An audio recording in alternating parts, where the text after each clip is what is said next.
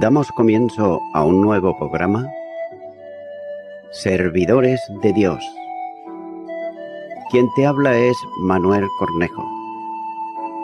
Estaré compartiendo la palabra de Dios y lo haré de una manera expositiva, versículo a versículo.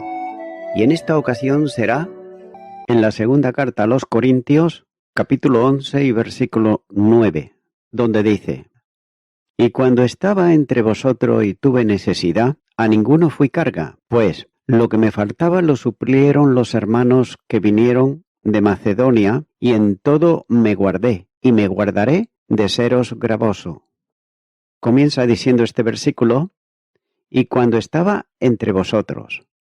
La situación de Pablo durante el periodo fundacional de la iglesia en Corinto fue, humanamente hablando, difícil para él, ya que hace referencia al tiempo en que ocurrió lo que les va a recordar, cuando les dice, y estando con vosotros.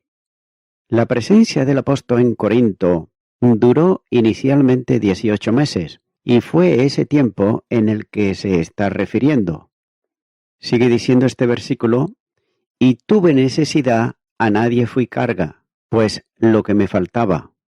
Sin duda el apóstol llevó consigo algunos fondos cuando fue a Corinto, y otros recursos los conseguía mediante el trabajo manual de la fabricación de tiendas, y en ocasiones, cuando los recursos escaseaban, los hermanos de Macedonia suplieron esa situación.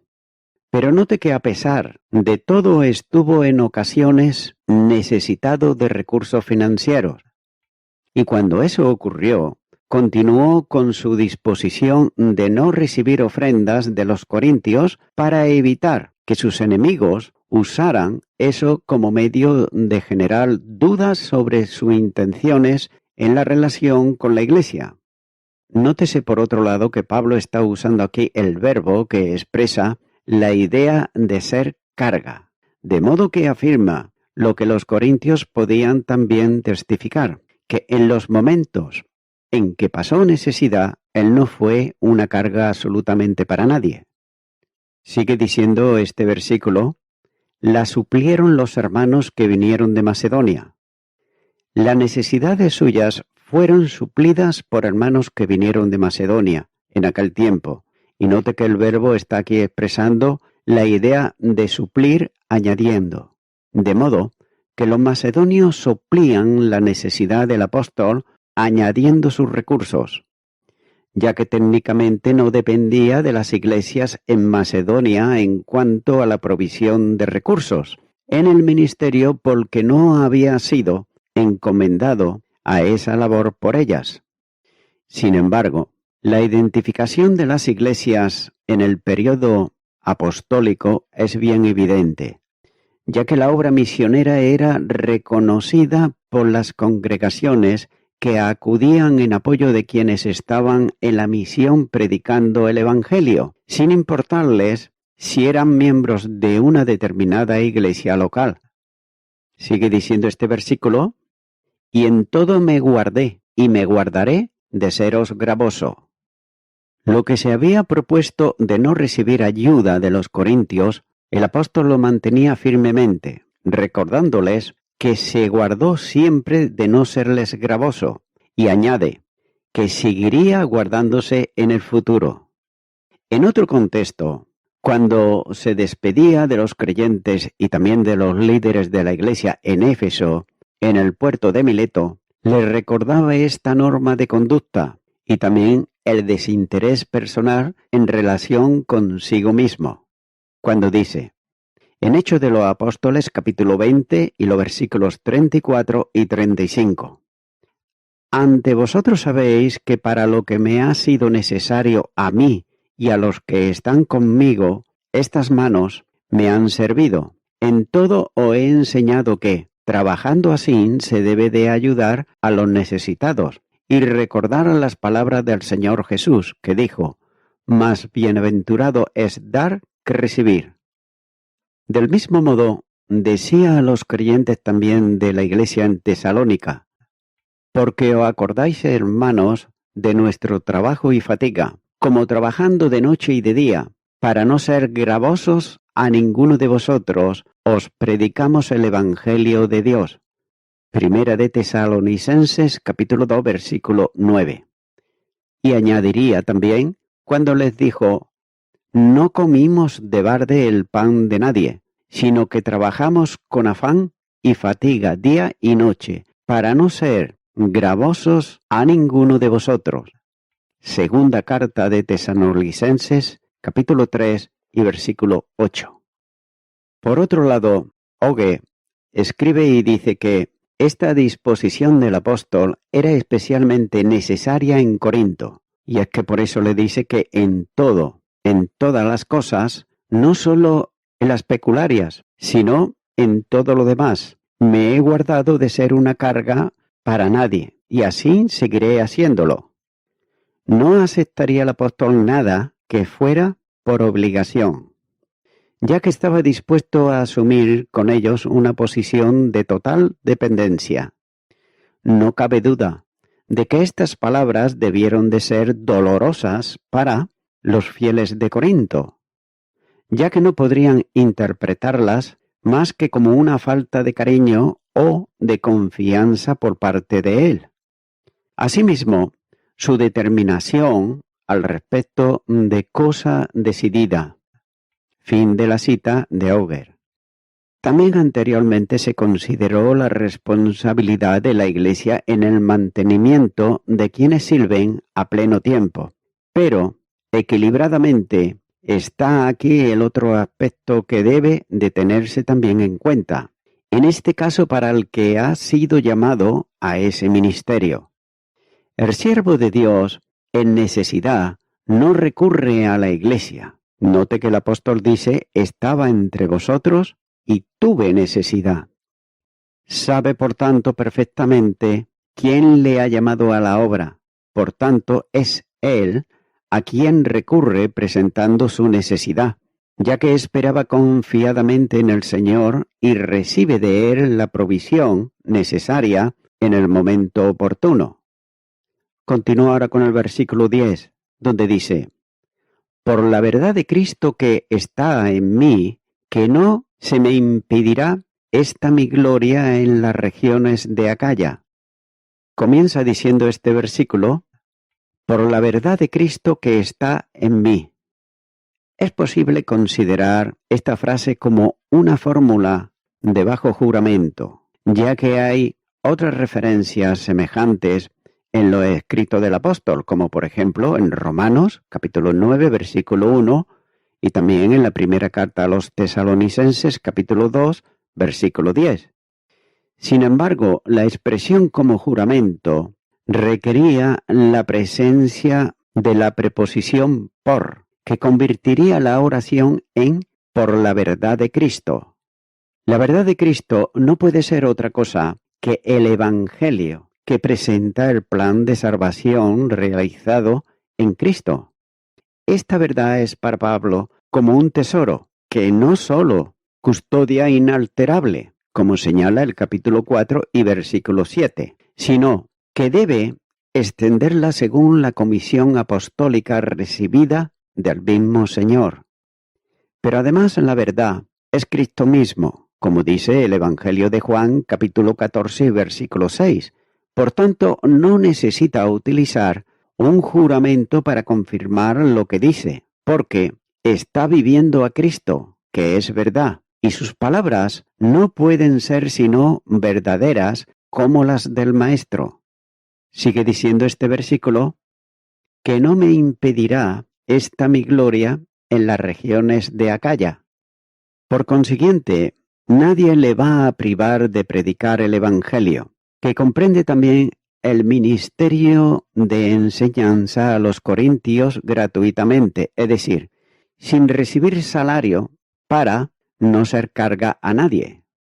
Nótese que no se limitaba solamente el apóstol a Corinto, sino a las regiones también de Acaya, lugar donde estaba también esta ciudad.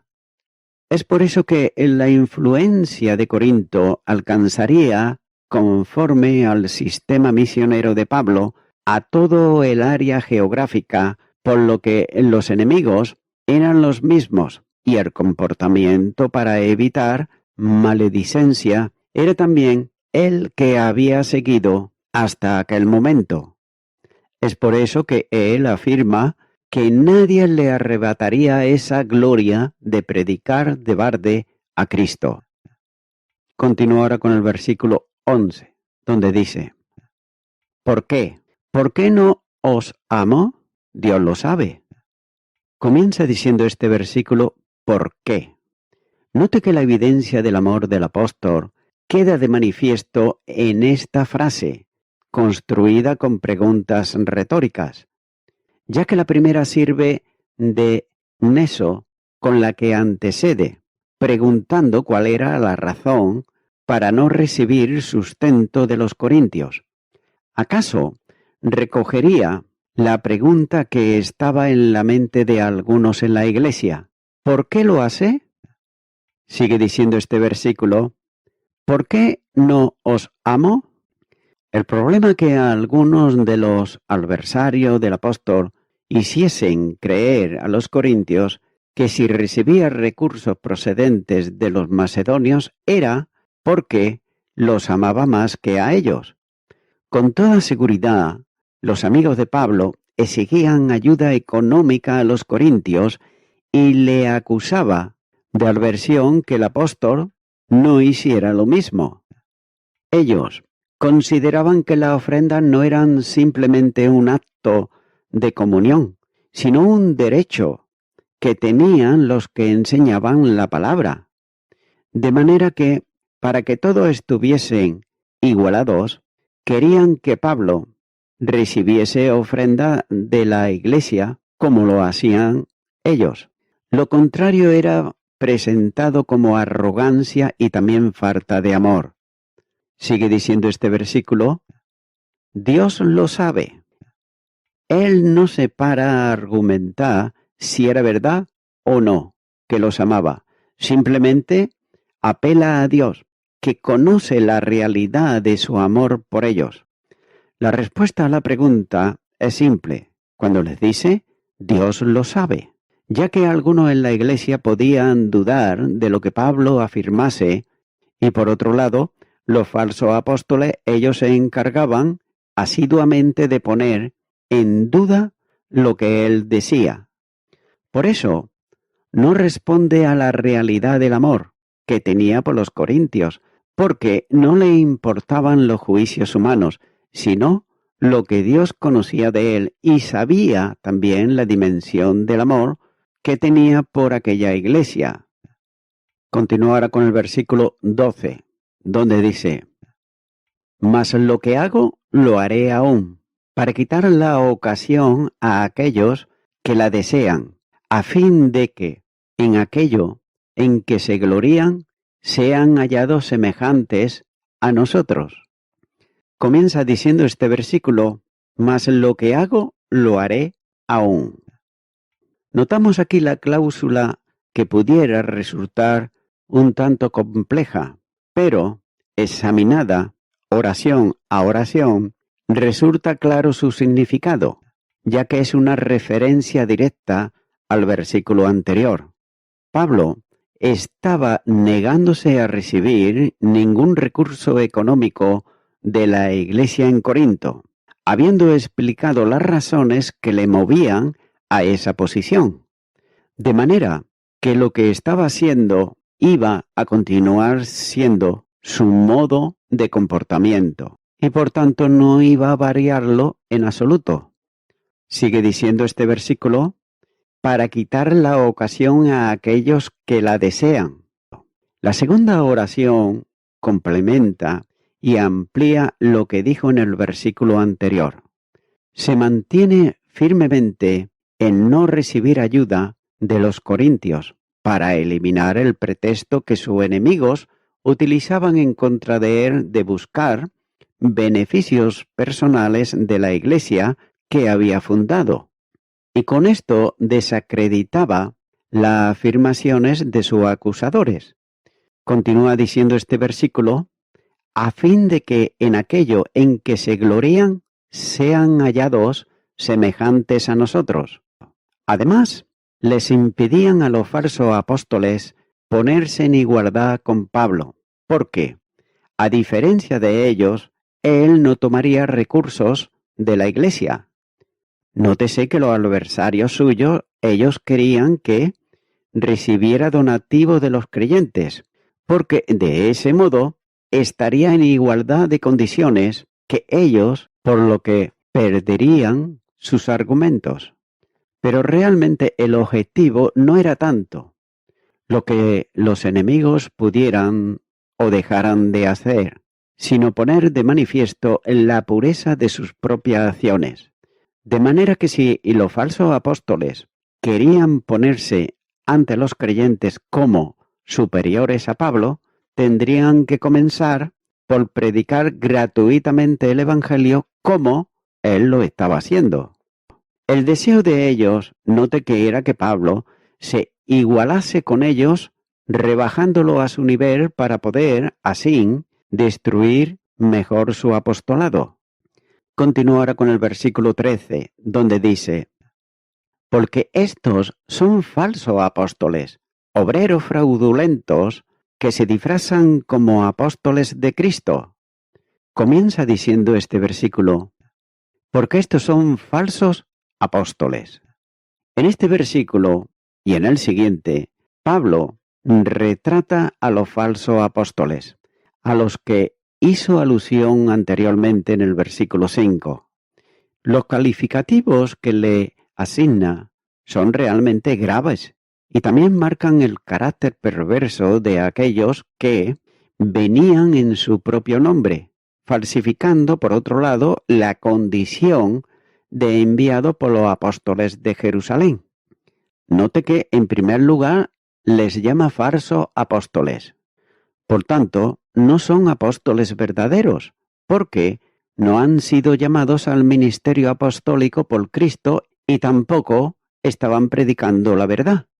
A estos falsarios, que aparecerán también en los tiempos finales, anteriores a la segunda venida del Señor, le llama falsos profetas.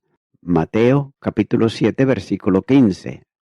El comportamiento de estos era idéntico al de los que Cristo señala como pretenciosos que se manifestaban al pueblo con un mensaje que no procedía de parte de Dios, sino de ellos mismos. Y note que así dice Jeremías en el capítulo 23, versículo 16. Así ha dicho Jehová de los ejércitos: no escuchéis las palabras de los profetas que os profetizan, os alimentan con vanas esperanzas, hablan visión de su propio corazón, no de la boca de Jehová, para decir también en el nombre del Señor. Por eso el Señor dice también en Jeremías capítulo 23 y versículo 21, no envié yo a aquellos profetas, pero ellos corrían. Yo no les hablé, mas ellos profetizaban. Aunque Pablo les llama a estos perversos que habían entrado en Corinto falsos apóstoles, entran de lleno dentro de la categoría de los falsos profetas, puesto que tomaban de la Escritura, es decir, de la palabra de Dios, para falsificarla, dándole el sentido que no tenía, y también haciéndola instrumento de confusión. Por tanto, eran falsarios, maestros hipócritas, que pretendían hacer creer a los creyentes que hablaban en el nombre de Dios, pero, sin embargo, sus enseñanzas y también mandamientos eran de hombres, a los que se pretendía elevar a la categoría de palabra de Dios. Vienen vestidos con piel de oveja, pero realmente son lobos que procuran devorar al rebaño, ya que presentan sus enseñanzas como concordantes con la voluntad de Dios, pero son enseñanzas mentirosas. Por otro lado, también ellos mismos se titulan como apóstoles, pero sin embargo son falsos apóstoles. Al llamarle de este modo el apóstol, está presentándolos como engañadores que aparentan ser lo que en realidad no son. Como dice el doctor Lacueva, el hipócrita es un cabrito vestido con piel de oveja, y el falso profeta es un lobo vestido de la misma manera. Los falsos profetas, en este caso concreto, falsos apóstoles, no están lejos de las iglesias, sino en ellas mismas, porque vienen a vosotros y no son enviados a vosotros. Fin de la cita de doctor Lacueva. En ocasiones salen de la iglesia. Por esa razón Pablo exhorta a los líderes de la iglesia en Éfeso que cuidasen del rebaño, porque de entre ellos mismos habrían hombres que hablarían perversidades para arrastrar tras ellos a los creyentes. Hechos de los Apóstoles, capítulo 20 y los versículos 28 al 30. El signo distintivo de un falso apóstol está en la orientación de su mensaje. Nótese que el verdadero habla de tal manera que quienes escuchan sus palabras siguen a Jesús, como el ejemplo de Juan el Bautista, como así señala el Evangelio de Juan, capítulo 1 y versículo 37. Sin embargo, el falso apóstol procura que los creyentes dejen a Jesús y sigan sus enseñanzas, con las que consigue que le sigan a él. Nótese que es sorprendente el interés que algunos tienen de llevar tras ellos a los creyentes de la iglesia, ya que hay quienes hablan a los creyentes mensajes en nombre de Dios, pero sin embargo no proceden de él. Estos no han desaparecido, es más, surgen aquí y allá, y lo hacen para confundir al pueblo de Dios. Note que el título de apóstol y el sentido que tienen en el Nuevo Testamento como comisionado por Cristo y enviado en su nombre no puede existir en el día de hoy, porque el don que respalda ese ministerio no puede estar operativo, puesto que solo los 12 y Pablo recibieron la comisión de establecer el fundamento doctrinal de la Iglesia. Trasladada la doctrina universal a la Escritura y cerrado por otro lado el cano, no puede añadirse nada más que tenga la autoridad de ella. Por otro lado, los que se autotitulan a ellos mismos como apóstoles son engañadores que usan su tarjeta impía de presentación para engañar al pueblo de Dios. Y estos son los que mentirosamente dicen haber recibido revelaciones de Dios, que no tienen sustento alguno en el texto bíblico, por lo que carecen de absoluta autoridad, ya que son engañadores perversos que confunden a los que no tienen madurez espiritual y los separan del camino de la verdadera fe. Sigue diciendo este versículo: obreros fraudulentos. Nótese aquí que está usando el calificativo al llamarles obreros fraudulentos, literalmente ladrones, vestidos de obreros de Cristo. Son los que no entran por la puerta de las ovejas, sino que escalan el muro para acceder al rebaño del buen pastor y hacer daño a las ovejas. A estos llama Jesús ladrones y salteadores. Evangelio de Juan, capítulo 10, versículo 1. Ya que aprovechan de cualquier medio para conseguir sus propios intereses, engañando y pervirtiendo a los creyentes. Ya que no utilizan tampoco la vía abierta de la puerta, porque su intención en relación con los creyentes no son intenciones buenas. Son aquellos que pretenden hurtar las ovejas. Por eso son obreros fraudulentos.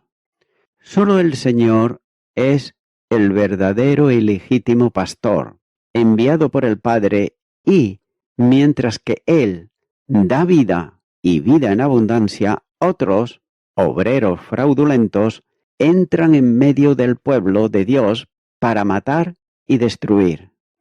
Y nótese que así ocurría ya en tiempos de Israel. como advierte el profeta cuando dice: Hijo de hombre, profetiza contra los pastores de Israel, profetiza y di a los pastores, así ha dicho Jehová el Señor, ay de los pastores de Israel que se apacientan a sí mismos. Ezequiel capítulo 34, versículo 2. Estos falsos apóstoles, obreros, fraudulentos, estaban resentidos porque en la enseñanza de Pablo les impedía las acciones perversas para apropiarse de la iglesia y beneficiarse de ella en su propio provecho. Se puede entender el odio que sentían en contra del apóstol, y como ya se ha considerado anteriormente, se trataba de meros religiosos que ocultaban su pudedumbre, revistiéndose de enseñadores bíblicos. Por otro lado, no se sabe si hacían alguna señal portentosa, pero lo que sí es cierto es que enseñaban religión. Por consiguiente, en apariencia sus obras eran conforme a la Escritura. He dicho, en apariencia. Sin embargo, por el contexto que sigue, se puede apreciar que no eran seguidores de Cristo, sino hijos de Satanás, como señala el versículo 14. Y de ahí que sus obras, aunque aparentemente fuesen buenas, ellos eran, como dijo Cristo, hacedores de maldad. Mateo capítulo 7, versículo 23. Sin vinculación espiritual con Dios no hay nuevo nacimiento. Por tanto, la condición pecaminosa del no regenerado persistía en ellos, ya que sólo son obreros de justicia los que viven la justicia de Dios que es en Cristo. El apóstol da testimonio de su relación personal en este aspecto cuando está diciendo que para mí el vivir es Cristo. Filipenses capítulo 1, versículo 21. Y también dice, ya no vivo yo, mas vive Cristo en mí. Gálatas capítulo 2, versículo 20. Solo el creyente puede ser una persona de buen obrar, ya que vive a Cristo y anda en las buenas obras que Dios dispuso de antemano para ellos. Efesios capítulo 2, versículo 10. Cualquier otra actividad hecha en el poder del hombre y sobre todo cuando está revestida de hipocresía que oculta la realidad de lo que es el que hace las obras, no es acepto para Dios, ya que siguen siendo obras de iniquidad, porque son impulsadas por la naturaleza caída por medio de la carne. También son obreros fraudulentos, porque nunca dejaron de ser inicuos. Y es la iniquidad quien mueve su forma de actuar y también orientar sus vidas. Nótese por otro lado que las obras pueden revestir el aspecto de la religiosidad, pero son movidas por la iniquidad propia del no regenerado. La mera profesión de fe no aparta de la iniquidad, por tanto, no salva. Es sorprendente que lo que los hombres llaman religión, Dios llama simplemente iniquidad. Sigue diciendo este versículo, que se disfrazan como apóstoles de Cristo. En tercer lugar dice que de ellos que son unos hipócritas, puesto que se disfrazan como apóstoles de Cristo. Es decir, aparentan ser lo que realmente no son, ya que son verdaderos impostores que cambian de piel, pero siguen siendo lobos. Se presentaban ellos como apóstoles de Cristo, pero su intención y objetivo real era que el reino y la gloria de Jesús no progresara. Estos inconversos, no regenerados, además se exhibían arrogantes ante los creyentes como comisionados para la labor apostólica, procurando también que los cristianos los pudieran considerar como verdaderos enviados para enseñarles la verdad, superando en todo a la persona y obra del apóstol Pablo, ya que pretendían hacerse ver como sembradores de la verdad, pero lo que hacían era arrancar lo que había sido ya plantado. Y voy concluyendo con esto. Pocos cristianos modernos quieren tratar con el hecho de que aún hay falsos apóstoles y obreros fraudulentos entre los cristianos. Sin embargo, ellos claramente estaban allí en los días del apóstol Pablo y sin embargo también permanecen en el día de hoy. Amigo y amiga oyente, esto quiere decir también que el hecho de que haya personas que sean falsos, que se disfrazan con apariencia de piedad, no debe de ser motivo, por otro lado, para que tú no vengas a Cristo en arrepentimiento y recibas el perdón de parte de Dios. Por eso es que, mi amigo, mi amiga oyente, no mires a los hombres. Ellos no te van a salvar absolutamente nadie. Pero sí debes de mirar para tu propio bien a Jesucristo. Él es el autor y consumador de la fe. Él es el que puede darte la salvación y la vida eterna siempre y cuando tú estés dispuesta a venir a Él en arrepentimiento. Si aún todavía no has recibido a Cristo en tu corazón, si todavía no te sientes una persona que ha sido perdonada por Dios, pues ahora es el momento en que tú puedes venir a Él en oración. Por tanto, yo te animo a que tú ahora ores conmigo si nunca antes has hecho esta oración de fe y repitas conmigo y di: Señor Jesucristo, vengo a ti en arrepentimiento, pidiéndote perdón por todos mis pecados, por todos mis delitos, los cuales me arrepiento de ellos. Ahora te recibo a ti, Señor Jesucristo, en mi corazón, y de ti recibo la salvación y la vida eterna. Gracias te doy en tu nombre. Amén.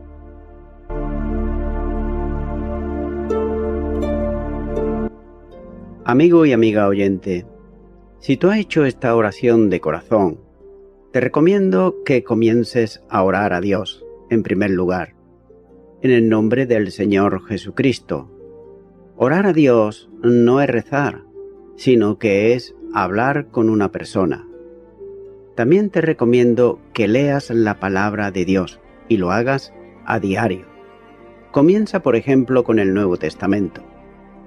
Y también, por último, te recomiendo que para que puedas crecer espiritualmente, te congregues en una iglesia cristiano-evangélica, donde se predique, se enseñe y se practique la sana doctrina y la palabra de Dios. Congrégate ahí y con el tiempo podrás crecer espiritualmente y también servir al Señor Jesucristo. Que Dios te bendiga. Y a toda la audiencia, nuevamente ya me estoy despidiendo de todos ustedes y será hasta el próximo programa. Que Dios os bendiga a todos.